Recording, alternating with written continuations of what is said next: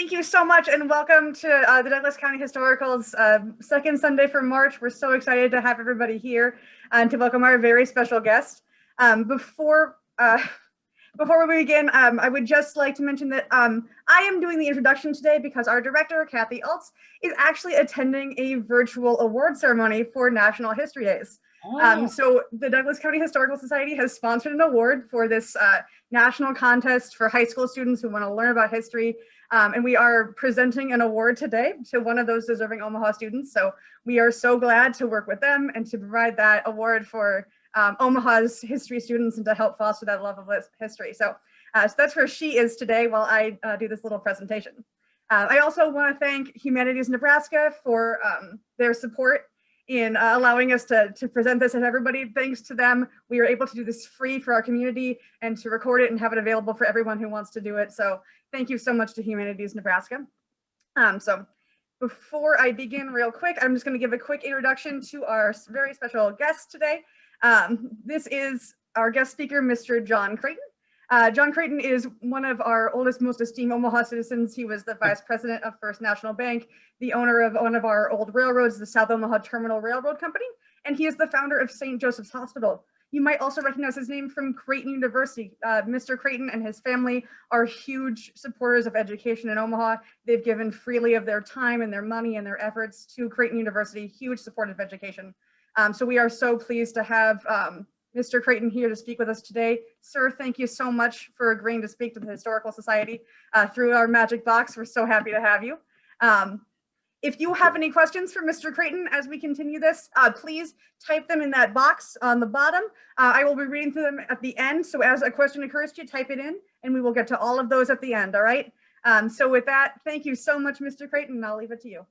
Thank you so much. Thank you. It's amazing that I have this magic box, this window that I talk into, and supposedly you all can hear. So it's the marvels that continue to fascinate me. And I'm going to today talk about some of those marvels. So I'm really happy that you invited me here today to talk about my dear departed brother, Edward. We lost Edward about 25 years ago. And if Edward were alive today in the year 1900, in a new century, he would be surprised at the number of inventions and the number of innovations that are occurring. Like I hear there's a fellow in town, Otto, who actually is beginning to manufacture self-driving carriages, horseless carriages. Can you imagine that? What took us perhaps a couple of hours to get out of Omaha at the end of 50th Street, out to the west, could now take us maybe a half hour. That's amazing. We're also, over the last couple of years, just remembering the Trans-Mississippi Exposition. So that has put our little muddy river town, Omaha, on the map. And we were able to accommodate many a visitor for the exposition and hope to do so in the future. And that was to the north of our fair city. And to the south, have you heard, we have a new zoo just to the south, down in River Park. So Omaha as a town is growing up. And of course, our zoo is nothing close to the Chicago or the St. Louis Zoo, but it's good for our humble town. So again, I thank you for this, but maybe the biggest technological achievement is this thing called the Sound Telegraph. I don't know if you've heard of it or not, but one can speak into a little device and hold another device to their ears, and they could actually hear someone talk at a distance and actually speak at a distance. These Sound Telegraph, which I guess they're calling the telephone, is really being adopted everywhere around town, even to the point where one might have one of these devices in their homes. Unlike the telegraph, of course, which you have to call on the messenger to take the message down to the telegraph station. So I want to talk, though, about all of these developments in what we call discourse or communication. Way back when the Greeks were having their heyday, they had to decide how to get messages from one place to another. And what could they do back then? They could take horses, they could send messengers, but there were always perils along the way. So in 1790, in the 1790s, some Frenchmen, Claude and René Chappé, decided they would try to solve that problem. They decided, instead of hiring a horse or paying a messenger, that maybe they would find a way to send a message at a distance using devices. So the first device they thought of was a very, very simple one. They wrote up code books and they snuck into the kitchen and they took pans out of their mother's kitchen, and they had 2 timepieces, and these timepieces, they synchronized perfectly to the second. And then Claude sent René up to the next hill, and at a certain point, he would bang the pan depending upon where the second hand was on his little timepiece. And the other brother would hear and look at what the second hand said, and he would write that down.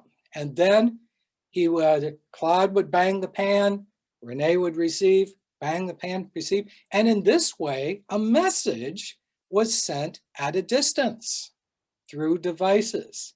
Now, this was a wonderful thing, especially because in the forested region where they lived, they did not have to see one another. They could simply bang the pan and they could listen for the sound. Of course, there's a big problem with this. Their mother might have needed their pans to do the cooking, right? Plus, it would create a loud racket. Can you imagine if there were a number of Claude and René's all in the same town, all banging their pans at the same time? There would be much, much, much, much more confusion. So among the French, this only grew. So the French decided in the military to actually create panels, a panel of wood painted on one side white, the other side black. And in this way, they would reverse the panels and also have a code book. And in that way, they could pass a message. And that took care of the sound problem. But there was another problem. They had to actually be within line of sight. And line of sight does not go around corners. So if they were in a forested area or if they were in a town, they had to actually see the white and the black. The same thing with the French arms. The military and the army at the time decided they would make a much, much more elaborate panel that actually had arms that could be arranged in different patterns, and thus a number of different codes could be sent. But the same problem arose, and that problem was that they had to be within line of sight. And during the night, there was a bigger problem. Even within the line of sight, there was no light to see. So these hills that the French army would send the messages across had to have fires burning at all times so that they could pass important messages back and forth. So this is fine. This was called the tachygraph, which is the fast writer, because a message could actually be sent a number of miles quite quickly from Paris to the outlands of France quite quickly. And by quickly, I mean in a number of hours. That was very, very quick for them. It was also a telegraph, which means far rider, because a message could be sent across Europe with the proper cooperation between the countries. So this was all well and good, but the problems with all of the hills and having the personnel there, the people there to send the messages, making sure they were awake and making sure they were sober, all of these things caused problems. So we had two different gentlemen. We had Samuel F.B. Morse and we had Cook and Wheatstone. So three gentlemen actually that all were working on this idea of the electric telegraph. So the idea is that a spark could fly down a wire, and in this way quickly and effectively send messages to a distance. And so Morse and Cook and Wheatstone all worked together to create this electric telegraph. And the Cook and Wheatstone one was actually 5 different wires, and attached to those 5 wires was what was called a galvanometer. And that was just a little dial that would actually swing back and forth. So there were 5 little dials on the diamond-shaped device, and by that way, different codes could be sent.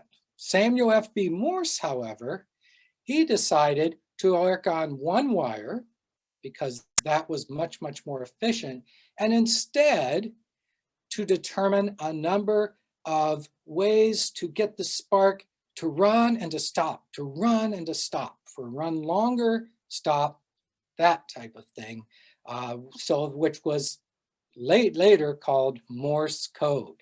And so that's what they developed. And in May of 1844, the Baltimore-Washington line started up, and it was a great demonstration to Congress. And you'll know what the first message was. What hath God wrought?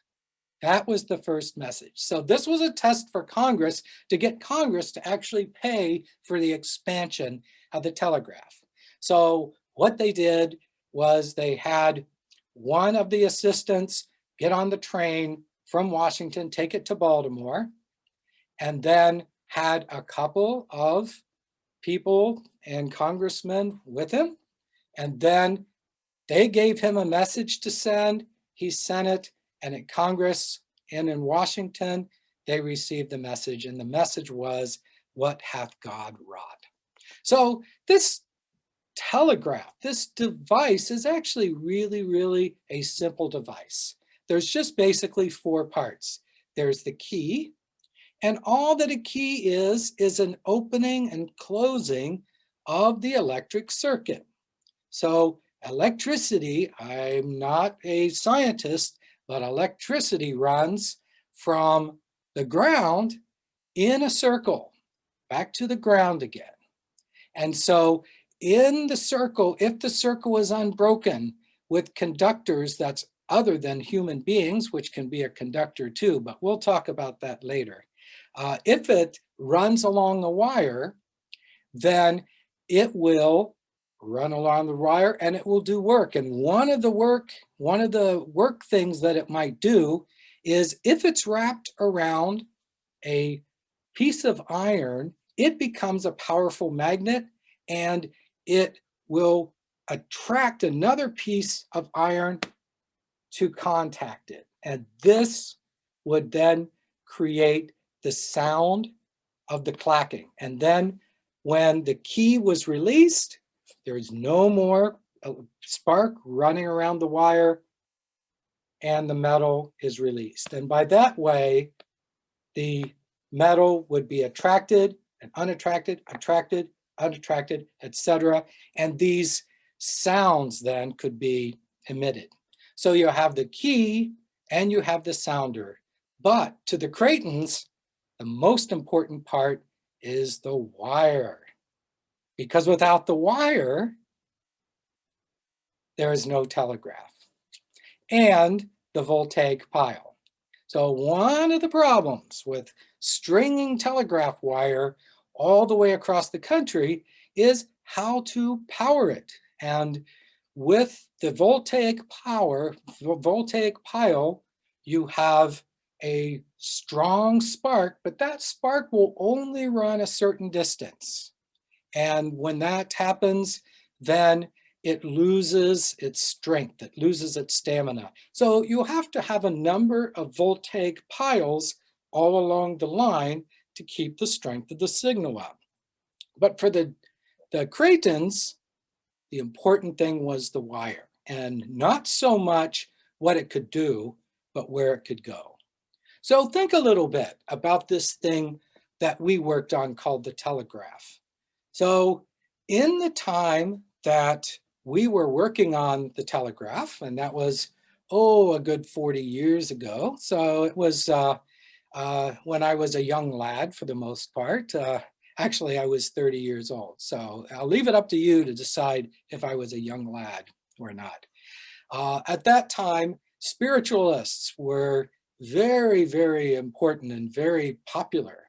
So this idea of a key and a sounder, and especially the sounder making noises and moving on its own, was a very, very strange thing to many people. Plus the idea of the sound of messages happening from folks far away and being able to be received in a room of people, that was very much a strange thing as well.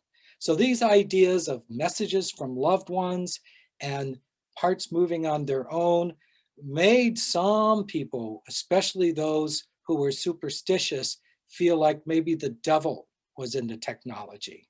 And I have to say, speaking into this window, I'm not so sure the devil's not in this technology either, but we'll go on and hope for the best. So my question was, is the devil in it? Oh, perhaps. But one thing I knew for sure, there was business in it. And there was much, much business done when the telegraph began to explode. In the middle of the 1860s, 50s, and the 60s, the telegraph, the wire was being strung from place to place, and the Creightons were beginning to be part of that stringing of the wire. Edward always had a very keen sense of business. And you'll see later on when I talk about him, about the mining interests, he wasn't so much interested in the gold in the mines as providing food and supplies to the miners, because there was gold in that business and it was a sure business. They could stake their claim, maybe they'd find gold or not, but Edward knew they had to eat and they had to have tools to work with. That was a sure thing. So that's the way that he and the family under his leadership progressed. So just like the miners needed food and tools, the telegraph needed wire, and it needed strung up, and it needed poles to be strung up. So with the business was a huge explosion. At the beginning, though, not many people knew what to do with this telegraph.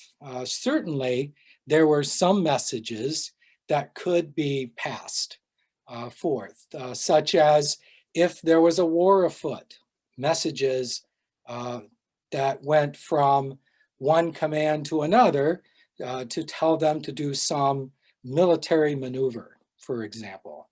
There were also messages of births of new babies and grandchildren, but at the same time, also messages of the passing away of family members as well. And then business, buying and selling of stocks.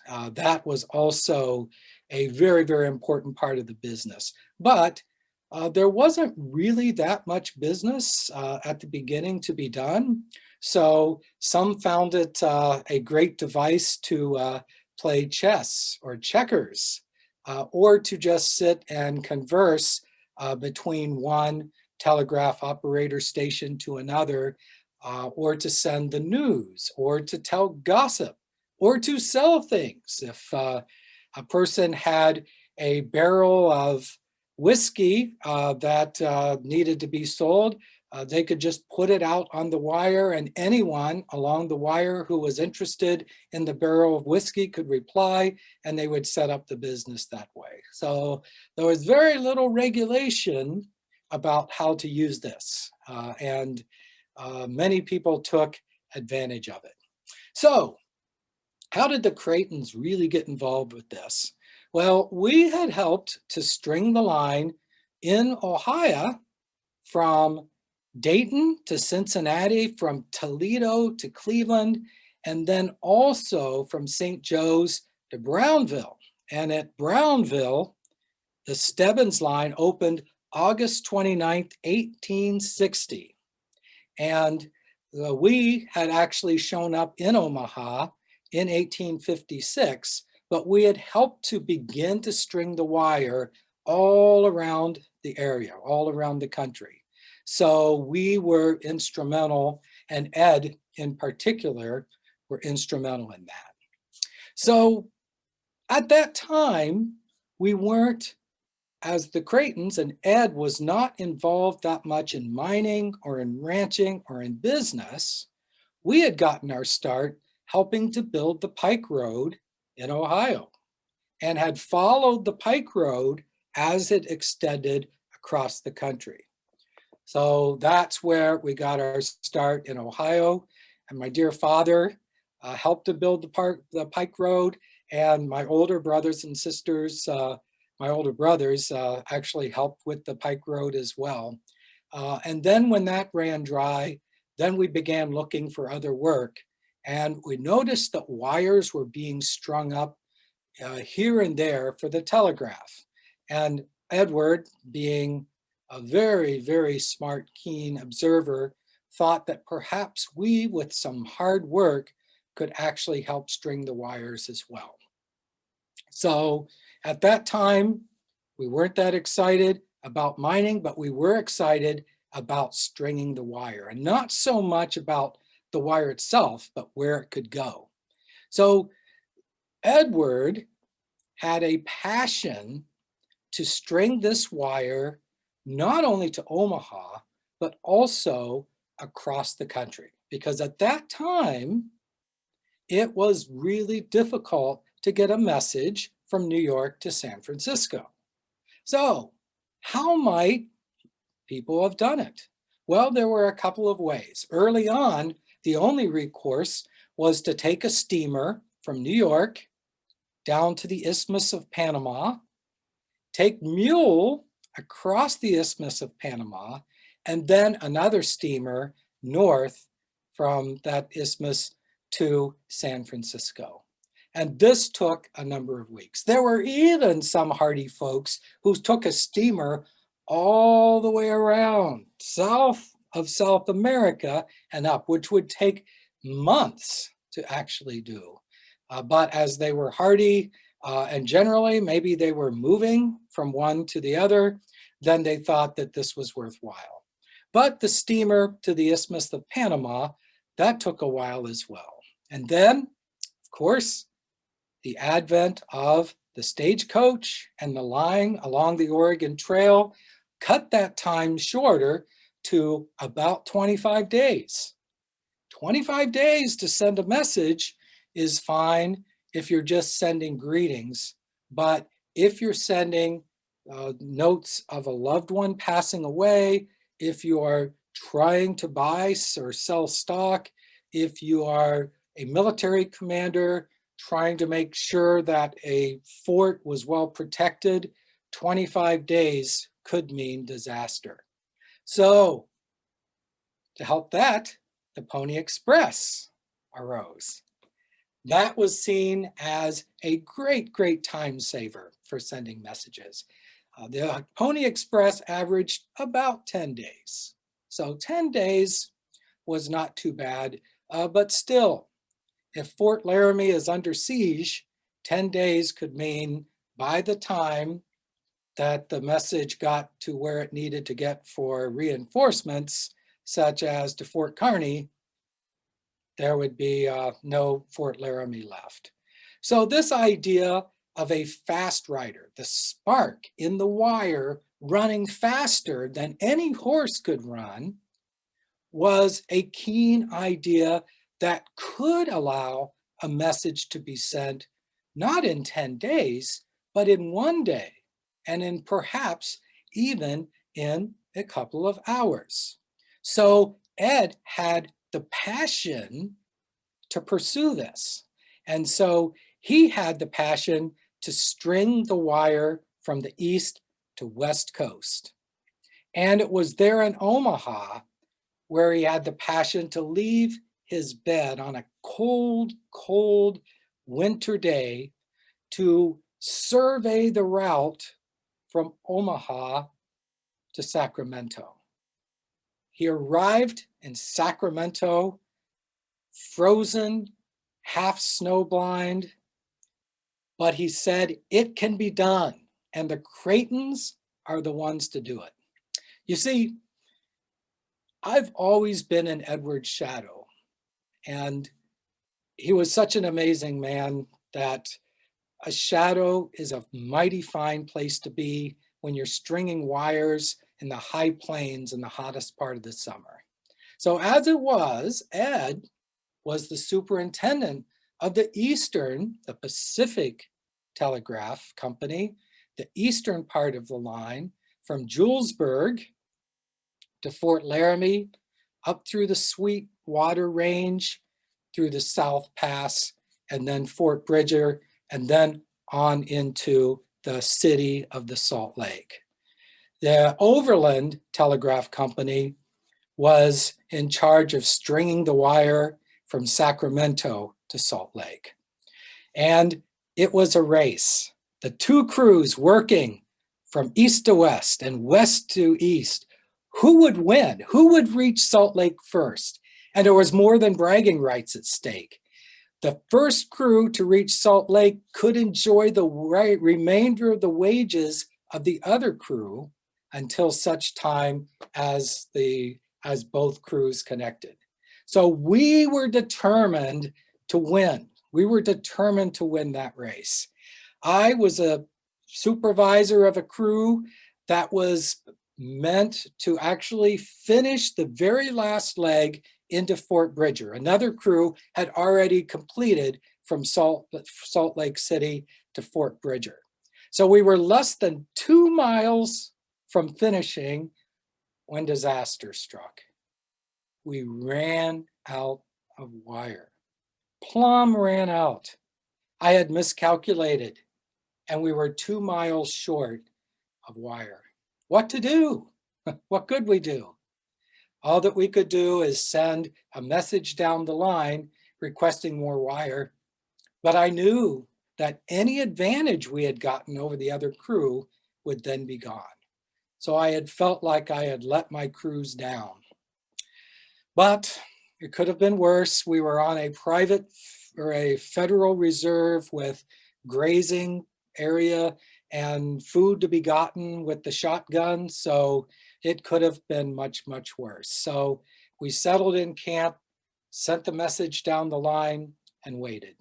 So the next morning, out of the west, a column of dust arose. And in that column of dust, we saw a stagecoach. And on top of that stagecoach, we saw my brother Ed waving a white handkerchief. And when he pulled in, I braced myself to tell him the bad news. And I said, Ed, I made a mistake. We're out of wire. We can't finish the job. And he said, oh, Johnny, you don't need that wire. And I said, but Ed, we've run out. And he said, and he pulled open the door and showed that inside the coach was enough wire to finish the job. That same day, the line was completed and Edward himself united East Coast all the way to Salt Lake City. Fort Bridger, October 17th, 1861, Ed sent the first message, of course, to his wife, being a family man.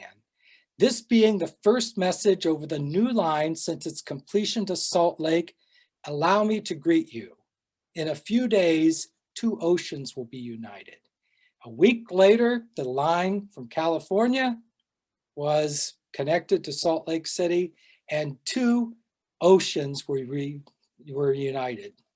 And instead of 10 days to take a message to get from New York to San Francisco, it took only a couple of hours. So once the telegraph was connected, you might think that's all we needed to do, that we would move on to other things. But that's not the case. The young telegraph was unregulated and unprotected. Someone had to protect it, both Congress and physically, because there were a lot of things that could actually pull the wire down. For one thing, the Indians in the region were not quite happy about this singing wire being strung through the region. So they would occasionally burn down the poles or take them down for wood. We had that. Also, storms would blow the wires down, and prairie fires would also sweep across the prairie to blow it down as well. Plus, we were at war when we created the Transcontinental Telegraph, and so military troops would sometimes knock down the wires in order to make communication futile. So with that, a more northern route was selected pretty quickly from Omaha through Galesburg and into Chicago, which avoided the southern route from St. Joseph through St. Louis, and that helped quite a bit. So the Pony Express practically folded overnight, and because there was just no need for sending mail, 10 days when you could send a telegraph message in a couple hours. So states had to pass legislation, and we could not conceive of the time that people might misuse this wonderful, wonderful setup. So one of the things they had to do was consider right-of-way. So early, when they were doing the telegraph, the wires had to be strung somewhere, and in some areas, every bit of land was owned. So some of the early landowners would actually charge huge fees or just outright refuse to allow the telegraph wire to run across their property. So legislation had to be passed that landowners had to allow the wires to pass through in the most expeditious ways possible. And generally, that was along existing roads, over bridges that were existing, those kinds of things. So, and railroad, of course, lines as well. Also, legislation had to pass in terms of protection of the line. So in New Hampshire in particular, I heard that if a vagrant or some bad fellow decided to tear down the line, he would get solitary confinement for 6 months, hard labor for life, and a term for not less than 2 years. So this was serious business, tearing down the line. And that pretty much put a stop to it. There were other states that gave a little less in terms of the harder punishments, but it was understood that if you tore down a telegraph line intentionally, that you would go to jail. So with the delivery of the completed line, Ed's stock trebled. He was given stock to develop the line, and it trebled. So this began his money that he then could use for ranching, and he could use for mining, and he could use to help start the First National Bank. to buy real estate. The Creighton block is something that he developed, and all of his other philanthropic activities as well. So once constructed, there were actually more laws because having this new device, especially one where you could do business, meant that some people decided they wanted to try to do unfair competition by using the telegraph. So one was this idea of acceptance. Which messages must be accepted? Early on, there were telegraph operators who would take bribes and only accept certain messages from certain people and not allow messages from other people. And in this way, there was a competitive advantage. So legislation was enacted that all messages that were legal and paid for had to be accepted. Also, the order made a big difference. So imagine if you have stock in the coffee industry and you have a coffee mill that caught on fire. Imagine if you ran to the telegraph office and asked them to send your sell order to the stock so that your stock could be sold before the message about the fire in the coffee mill occurred. And in this way, a business advantage could certainly be gained. So the legislation said that the order had to be prioritized and news and important information had to be sent before business information, but otherwise, all of the messages had to be sent in the order that they were received. And finally, this idea of disclosure. So there were some telegraph operators who would disclose the contents of messages if you gave them a fee. So in this way, some business operators could determine what other businesses were doing and could then base their own strategies against that. So it was made illegal for station operators or for anyone to disclose the contents of messages. So these messages started out very long and flowing because the telegraph had plenty of time. Very few people were using it, so one could send long messages. That very quickly shortened just because it became more popular and they wouldn't be able to spend that amount of time. So messages then became short and were levied in terms of the number of words, etc. So in terms of the telegraph, the radio or the railroad, quickly followed. And on May 10th, 1869, the Transcontinental Railroad ran its course, and it included 2 new transcontinental telegraph lines. So not only were the lines protected then, but also there were additional lines. So if one line was knocked down, it would be quite popular and quite probable that another line could be used as well. So with the telegraph, the Creightons then, and Ed in particular, had found that he had to protect the lines. And so while he was protecting the lines, he actually engaged me, but also ran some wagon trains of his own to deliver flour and beef on the hoof to the hungry miners and to the new settlers in Salt Lake City. And as they were protecting the line, they would also take along provisions that they could sell. So Edward was just very good at coming up with ideas about how to help the people who were along the route. And just before, I think I'll probably need to turn it over to questions pretty soon, but you probably don't know how the Creightons got started in ranching. It was actually Ed who had a number of beef on the hoof, a number of cattle that he was driving to the miners. And he ended up at Fort Bridger, and there was a torrential rain, and the rivers swelled, and he could not ford the river. So he ended up having to abandon the herd and basically give it up as a loss.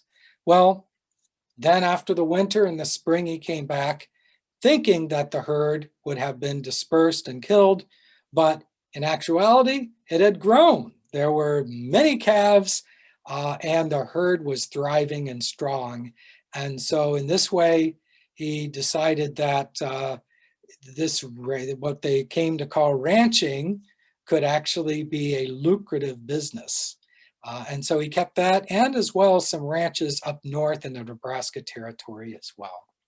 So I could go on and go on talking about Ed and his great accomplishments. Again, I'm just living in the shadow of him. He passed away 25 years ago from apoplexy. It was a sad day. But living in his shadow has actually been the greatest thing in my life. And I still feel like I still am living in his shadow as well. And so I'll be happy to take any questions that you might have for John Creighton.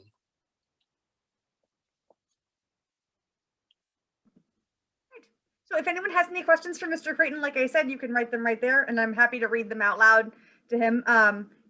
So go ahead and type those. If you don't feel like typing, you can, there's a raise your hand feature. I can enable your sound and you can talk to him too. If you just want to say hi to Mr. Creighton, raise your hand and I can enable your sound and you can do that.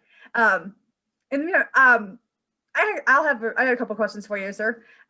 So you guys put the line up there. So did you own the telegraph stations? Like you charge people to go and do your messages? Like, is that how you made that money, or did you sell the wire itself? We were enacted by Congress Okay. and funded by Congress to string the line, and Congress paid for the stations Okay. and paid for the operators. Congress, though, soon sold to the highest bidder, and Western Union was the highest bidder. And in 1870, I believe, I'm not that good at dates, being the old man that I am, but in 1870, I believe, Western Union became the monopoly for the telegraph. And so at that point, then Western Union paid for everything and made all the money as well. I'm sure they did. The Creightons, though, were paid, us Creightons were paid to maintain the line. So we would have crews who would ride up and down the line, and where the wire had been broken, we would patch it back up again and determine the cause, and if there were any things that we could do. One of the biggest problems, of course, was the buffalo rubbing up against the poles, and they would push our poles over. So we had to have a number of poles. Oftentimes, we would just string the wire on trees if there were enough trees. But there were times when we had to, many times, especially across the prairie, where we had to erect poles, and those buffalo would push the poles over, and you can't move a buffalo, so you had hope that the buffalo would move on. Yes. And Cindy is asking, are there about any stories about the wires between like Fort Omaha and downtown Omaha? Because obviously there was that Fort Omaha kind of north of proper Omaha. Were you guys involved in laying that wire at all to talk to Fort Omaha? That was a military army maneuver. So we laid so much wire. I don't remember exactly that one, but I think that the Army actually strung that wire, but they talked with us and met with us to determine the best way to do it. Okay. Another comment here about how fortunate Omaha is to be the home base of Ed and you and the Creighton family. What was it about Omaha that kind of kept you here? Because you mentioned that this is kind of a small town. It's Yes. It's about 1900 right now, so Omaha still isn't that big. Yeah. What kept you here in Omaha rather than moving west to it along with the wires?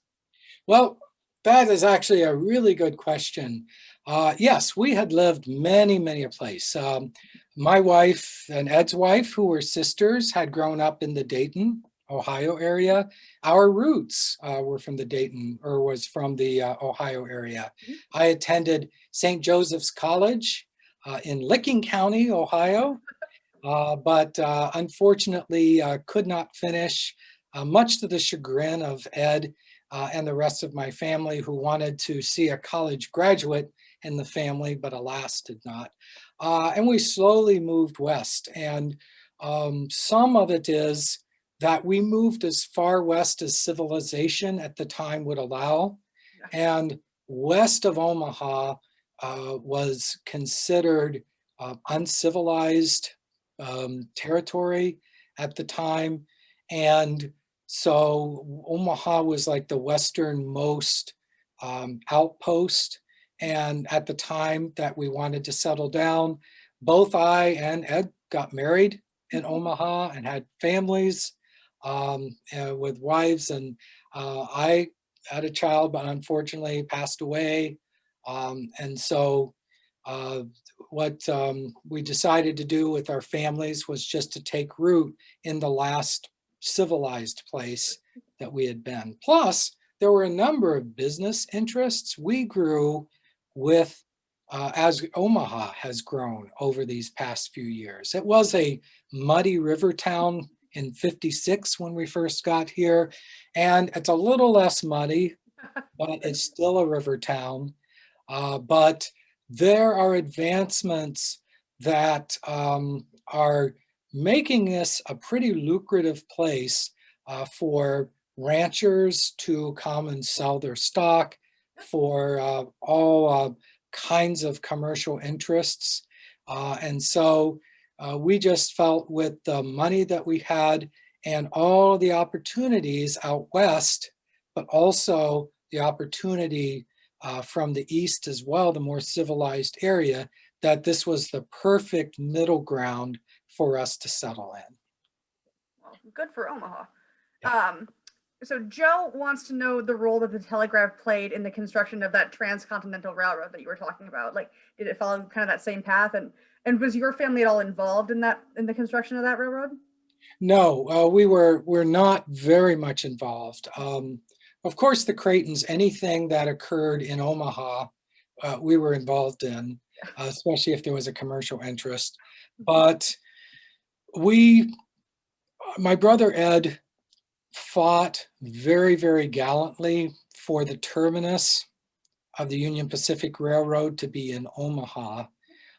And the battle was fought between Omaha and Bellevue. And at first it seemed like it was going to be in Omaha, and then Bellevue was chosen, and then Omaha again, and eventually Council Bluffs was the actual terminus. And so Edward was very much involved with this. In fact, I almost think that as well as the financial panic of '73, were the two things that caused him to become weak and then pass away shortly thereafter. So the railroad line somewhat followed the telegraph line, but not exactly. Where the telegraph line went through Fort Laramie and then up into the Sweetwater Range, but still through the South Pass, they had discovered with the railroad a somewhat southern route that still went through South Pass and Fort Bridger, but did not go up into the Sweetwater Range. It was much, much more difficult because the route that Ed had surveyed for the telegraph gave us the most flat land we could possibly have to string the wire, and the best possible route. But the railroad by that time, with some of the more advancing techniques that they had to build the railroad, and blasting and digging, etc., were able to take a more southern route and to actually cut many, many miles off of the route, which was one of their primary reasons for taking that different route. But it was the same from Fort Bridger down into the city of Salt Lake, and certainly from Julesburg to Scottsbluff, and actually from Julesburg west, the railroad took a slightly different detour as well. All right, John. I'm going to ask you one more question before we let you go, and your friend might join us. It's kind of a question about these voltaic piles that you were talking about. How long could the line extend between those two? So are these just like big battery piles, and are they like rechargeable, or did you have to replace them? Could you explain a little bit more about those? Yes, every station had a voltaic pile and maintained it because it took a bit of acid and to keep the anodes and the cathodes clean, that type of thing. So the stations were about 10 miles apart or so, and that was the right length of space that they needed between for each voltaic pile. Yeah. All right. Good. And then we had one more comment just from Gail. She says she doesn't have a question. She just says that you have to come back. So I think she really enjoyed your presentation, John. Well, thank you, Gail. Thank All you. right. To you. All right, and I think that's about all the time that we have for Mr. Creighton right now. All right, thank you very, very much. This has been a true honor. My name is Brian Kokensparger, and I really, first of all, I really thank you and thank Emma and thank Douglas County Historical Society for actually putting this together and inviting me. This has been a true pleasure. I'm a computer science associate professor at Creighton University. And from the moment that I got to Omaha, I fell in love with Omaha, Nebraska, much as the Creightons did. And part of the reason why I do this is because the first day I showed up at Creighton, I was walking through what we called our administration building. It's now Creighton Hall. On the lower floor, there were a number of panels that told the story of the Creightons and Creighton University. And it said, John Creighton attended a college in Perry County, Ohio. That's where I was born and I was born about 6 miles away from St. Joseph College, where John Creighton had gone to school. And I didn't know this. No one around my hometown knows about the Creightons and how great of a fortune that the Creightons created. So I immediately felt a kinship. I said, wow, these Creightons actually lived where I grew up. You know, they walked the same, they were in Licking County, which is where my father worked. So I was just blown away by that. And I immediately felt at home. And it's interesting, I think the Ohio-Nebraska connection, I continually run into that because it just so happened as Ohio was building things like the Pike Road and the Telegraph and all of that, Omaha was kind of like the western edge, the western outpost. So this commerce that went from Ohio to Omaha, Nebraska in particular, it just seemed to be really ripe for that. So I was blown away. So I got to Creighton and just fell in love with Omaha and decided to put my roots here and do my work here just like the Creightons did. So, you know, when you ask the question about why did the Creightons stay in Omaha, it's like considering everything that they did, they were really kingpins. And I don't mean that in a boss way, but just in a benevolent way. They were kingpins in this town and with the help of Kuntz and some others, really helped the town grow and helped the town actually to become really a regional power. And so this way they were in the right place at the right time, and they really settled well. And, you know, this idea of, you know, that they didn't want to go get the gold, they wanted to provide the food and the pickaxes, etc., for the miners. I mean, that's the same thing that Warren Buffett has been doing as well. So, you know, he's I think there's a famous thing where he said, we don't want to get the gold. We want to provide tools and things for the miners. So he said that himself as well. So Omaha is actually perfectly placed to provide that support for people who actually want to step out and speculate and go after things. So, there's been sort of a smart-headedness about business and people doing business in Omaha that's really started with the Creightons and has occurred right up through today. So that got me fascinated. And also this idea, as well of the telegraph. If you look at how the telegraph was organized with the stations and how the routing was done, it's exactly like computer technology. Computer technology is patterned after the telegraph, such as the major hubs, and then they would actually get messages that were meant for offlines, like say from Omaha to Sioux City, and then they would go, the operators would be passed on to an operator on the Sioux City, Omaha to Sioux City line, who would tap the message. That sort of routing of messages is exactly how computer internet routers work now. So the telegraph system has really set us up for the 21st century, not just the 20th century. Yeah. Any questions for Brian Kokensparger? Yeah.